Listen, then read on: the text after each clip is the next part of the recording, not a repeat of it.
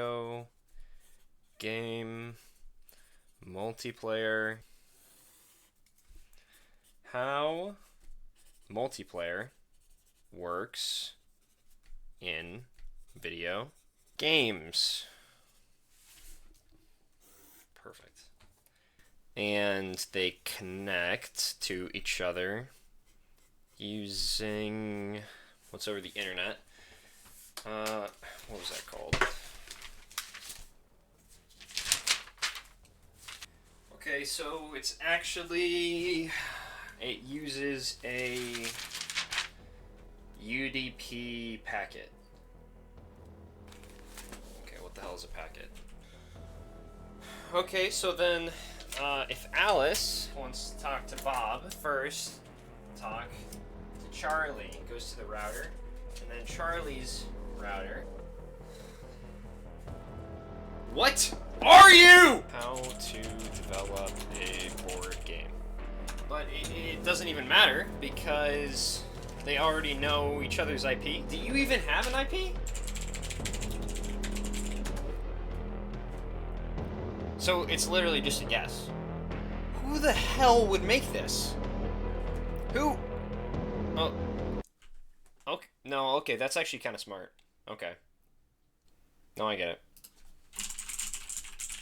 Using the internet. Okay, yeah, that's good. Let's record. Hey guys, I've been making indie games for about a year, and one of my favorite things to do while I'm developing is dig into some complicated problems and see how other developers have solved them. One problem I've been curious about for a very long time is how multiplayer in games actually works. This seems like a really simple question to ask. After all, a lot of the most popular video games in the world are online multiplayer games. So that means the technology must be pretty standardized and well understood by everyone, right? Right?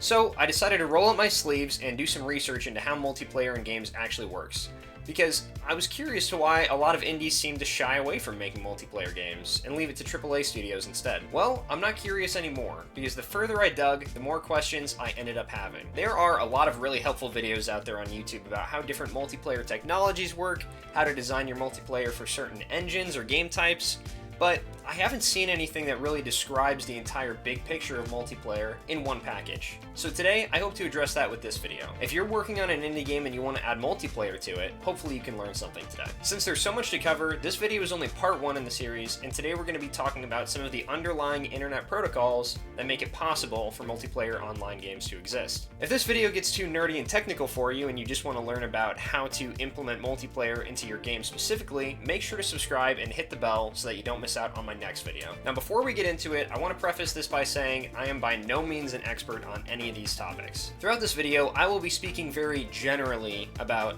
how these technologies work and not really focusing very much on the exceptions of it. One of my goals in making this video is to understand these technologies better. After all, one of the best ways to learn something is to help teach it. So today, let's see if we can learn something together. Let's get into it.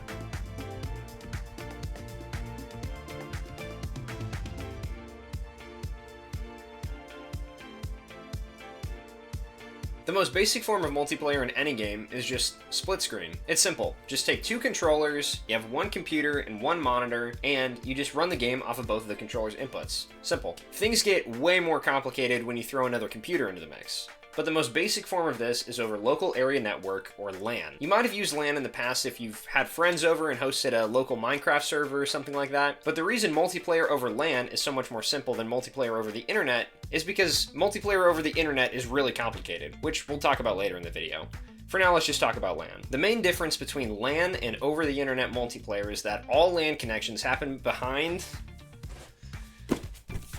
a router. Now, your router isn't just a box that sends Wi-Fi signals out to your house. It also has a really important task of assigning local IP addresses to every device connected to it. What this means for video games is that you can have any computer on the network talk to any other computer on the network as long as you know that IP address. Let's say that Alice and Bob are on the same network, meaning they're both connected to the same router, and Alice wants to send a packet to Bob. A packet is just a very small piece of information that you can send over a network. Here's how it works. Alice puts together the message and says, hey, here's the message, I want to send it to Bob.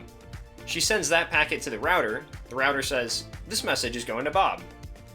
and then the packet is sent to Bob. Success! In this video, we won't be talking about what makes multiplayer possible past this point. For now, just assume if we can get messages sent back and forth between Alice and Bob, we will be able to establish multiplayer for our game.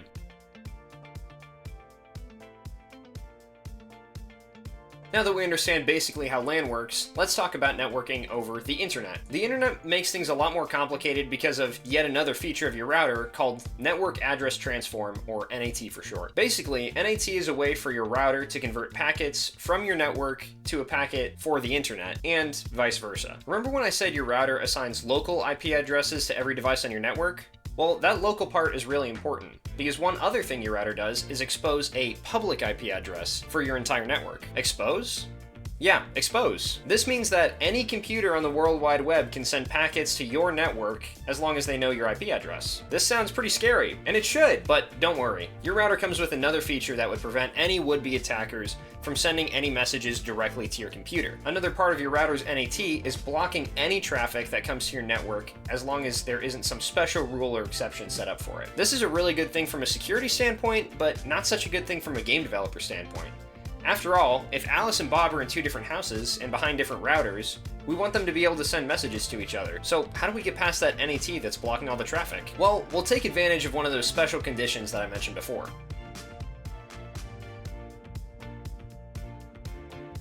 There are a number of ways for Alice and Bob to send messages to each other over the internet. Most of them fall under an umbrella of terms called NAT Traversal, which is just a fancy way of saying we need to find a way to get messages past the NAT. First, it might be helpful to start with a pretty basic example of a message sent from your network and how it gets past the NAT. Let's say you're really enjoying my content and you want to leave a like and comment on the video for engagement, which really helps the channel. Thanks! When you do this, your computer sends a message to YouTube saying, hey, I want to leave a like and comment on this video. Now, at this point, your router does two things. Of course, it sends the message to YouTube saying, I want to leave a like and comment. And YouTube registers that, likes the video, and leaves the comment. The other thing it does is keeps a record saying, Charlie, you're Charlie in this example.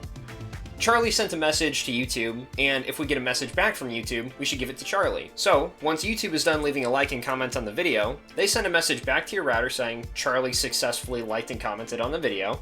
Your router sends that message to you, and bada bing bada boom, you can see the comments under the video. Try it right now, it really works. But what does this mean for networking in video games? Well, just like in the YouTube example, one way for Alice and Bob to be able to send messages to each other is to send messages to each other and create that special exception that we will allow messages back. This is called hole punching. The idea is that if Alice and Bob already know each other's IP addresses, they can send each other an initial message that will probably fail because the NAT will block it, but now their NAT has a rule that it will accept any future packets from each other. Now, when Alice and Bob send packets to each other, they will successfully pass through each other's routers because of that special rule that's been created. But there is a slight problem with this. In order for it to work, Alice and Bob already need to know each other's IP addresses. Most players don't want to mess around with learning each other's IPs, and don't feel comfortable sharing them with other people, for good reason. Most players don't want to be typing in each other's IPs when they just want to run some lethal company. They just want to make a lobby and invite their friends via Steam. In that case, what we need is a middleman to facilitate this exchange of IPs behind the scenes. This is called a hole punching server in this example, and one example of this would be Steam. Let's look at an example. Let's say Alice wants to host a game and invite Bob to join her game. When she clicks host game, Steam creates a lobby for her that other players can join. When Bob goes to join Alice's lobby, there's a lot happening in the background before Bob can connect to Alice directly. First, Steam shares Alice and Bob's public IP addresses with each other so that both of them know where they can expect to receive packets from. Once Alice and Bob have each other's info, they send a packet to each other with the expectation that the first one will fail because of the other one's NAT.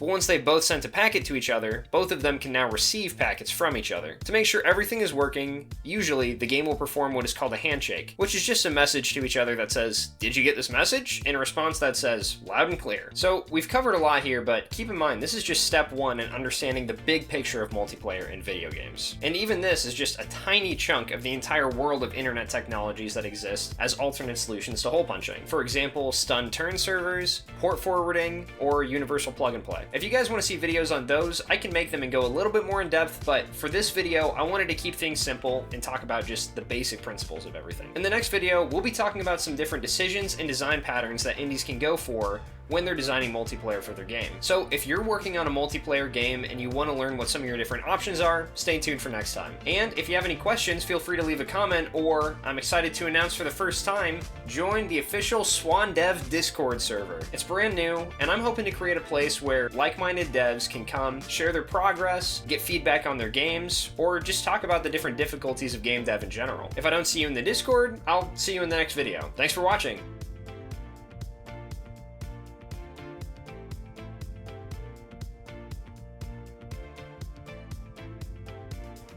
Well, really, you'll be seeing me. But like everyone says, see you next time, so whatever.